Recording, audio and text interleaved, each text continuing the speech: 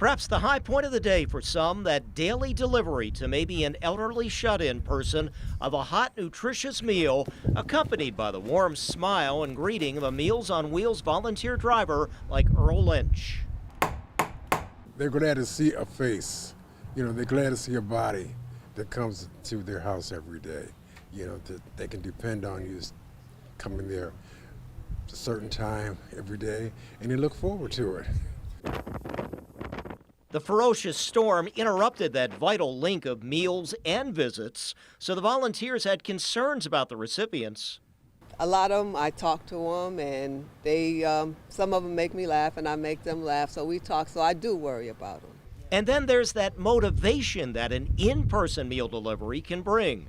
Some of them depend on someone coming because they can't mobilize around themselves that well, and since they can't do that, they'll probably say, well, hey, I just won't eat today, I'll wait till tomorrow, and that's not, you don't want that. So while we were all snowbound, communication with a client.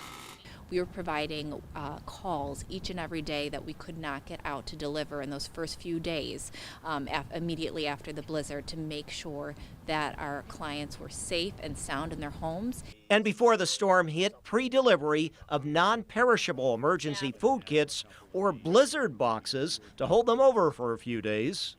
We have oats for quick oats. We have peanut butter. But now, with the snow largely gone, these return engagements. You want to take 5 minutes or so, even though you got other clients, you still want to, you don't want to break that when they're talking, because that brightens up their day.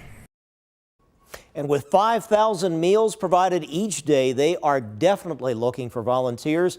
We put up a link to Feedmore Western New York Meals on Wheels on our website at WGRZ.com. I'm Ron Plants, Channel 2 News.